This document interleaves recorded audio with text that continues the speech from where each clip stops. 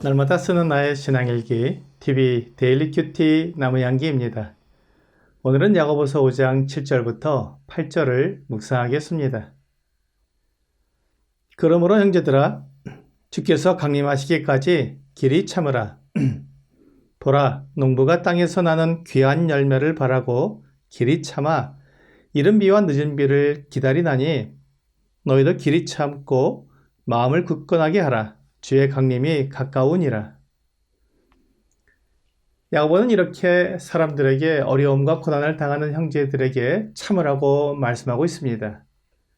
가난한 형제들은 하루를 더 버티기 힘든 상황인데 야고보는 그들에게 길이 참으라고 말해주고 있습니다.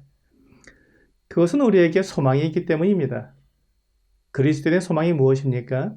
예수 그리스도께서 다시 오셔서 우리를 하늘 처소로 데려가시는 것입니다. 주께서 강림하시기 때문에 길이 참고 기다리라고 말하는 것입니다. 야고보가 그들을 돕고 싶지만 야고보 한 사람의 능력으로 얼마나 도울 수 있겠습니까? 야고보가 아무리 많은 것을 준비하고 도우려고 해도 가난한 형제들을 다 충분히 도울 수가 없습니다. 그렇기 때문에 야고보는 이 고난을 당하고 어려움을 겪는 가난한 형제들에게 주님을 바라보라고 말해 주었습니다.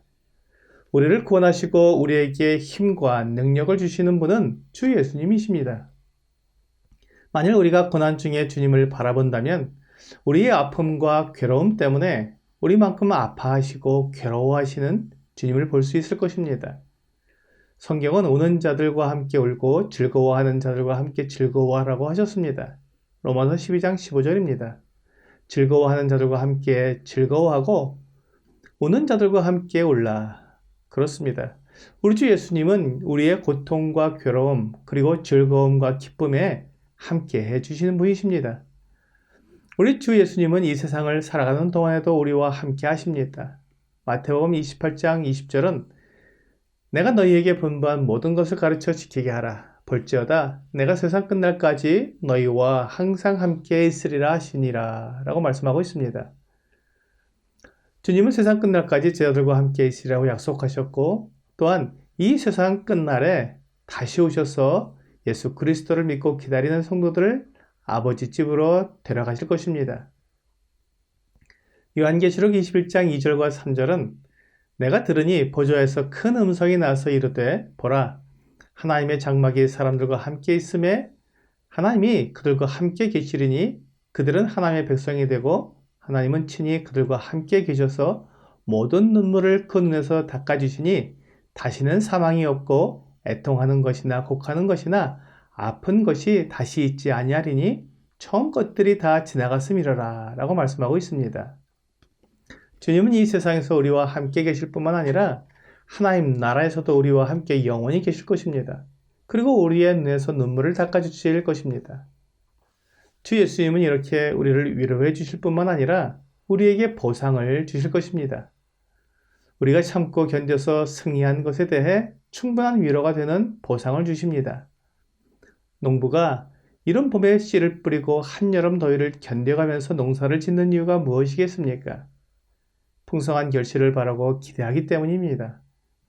마치 농부가 풍년을 소망하고 열심히 농사를 짓는 것처럼 우리 믿는 그리스도인들도 우리가 행한 것에 대한 열매로서 주 예수님이 주시는 보상을 기대하는 것입니다. 요한계시록 2장 11절은 귀 있는 자는 성령의 교회들에게 하시는 말씀을 들을지어다. 이기는 자는 둘째 사망의 해를 받지 아니하리라 라고 말씀하고 있고 26절은 이기는 자와 끝까지 내 일을 지키는 그에게 만국을 다스리는 권세를 주리니 라고 말씀하고 있습니다. 그리고 3장 5절에서는 이기는 자는 이와 같이 흰옷을 입을 것이요 내가 그 이름을 생명책에서 결코 지우지 아니하고 그 이름을 내 아버지 앞과 그의 천사들 앞에서 시인하리라 라고 말씀하십니다. 이어지는 12절에서는 이기는 자는 내 하나님 성전의 기둥이 되게 하리니 그가 결코 다시 나가지 아니하리라. 내가 하나님의 이름과 하나님의 성 곧 하늘에서 내 하나님께로부터 내려오는 새 예루살렘의 이름과 나의 새 이름을 그 위에 기록하리라. 마지막으로 21장 7절은 이기는 자는 이것들을 상속으로 받으리라. 나는 그의 하나님이 되고 그는 내 아들이 되리라 라고 말씀하고 있습니다.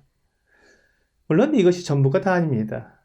우리가 살펴보지 못한 많은 보상이 기다리고 있을 것입니다. 하나님은 불의하신 분이 아닙니다. 우리가 이 세상에서 믿음을 위하여 어떻게 행했으며 어떻게 견뎌냈는지 다 아시고 그것을 반드시 갚아주십니다.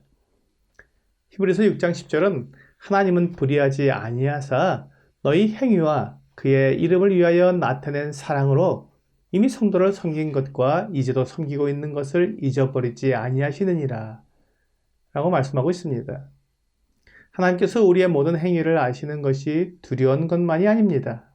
물론 우리가 잘못하고 죄를 지은 것에 대해서 아시기 때문에 두려워해야 하지만 예수 그리스도의 피로 말미암아 그 모든 것이 다 용서되었기에 감사와 경배를 드리게 됩니다.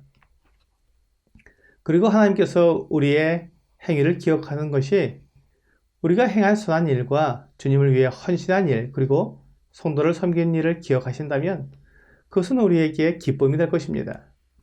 하나님이 불의하지 아니하시다는 말이 바로 이것입니다. 우리가 행한 선한 행위에 대해 보상해 주시는 것을 말하고 있습니다.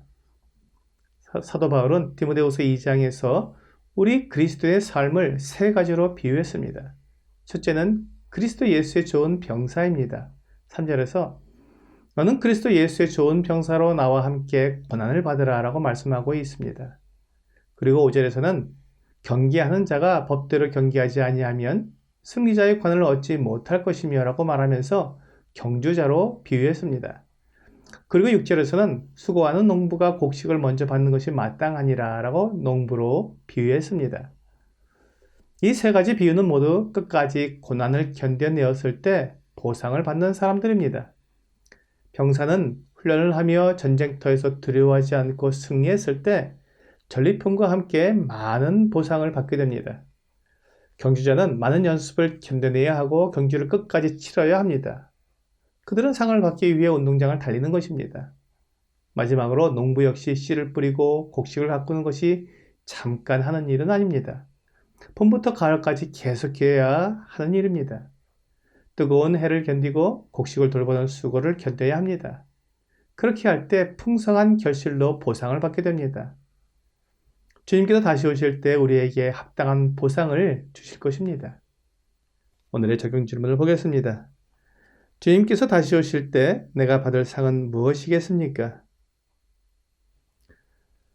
주님께서는 참고 이기는 자에게 만국을 다스리는 권세를 주시고 또 흰옷을 주시며 하나님 성전의 기둥이 되게 하실 것입니다. 주님은 결코 상을 잊지 않으십니다.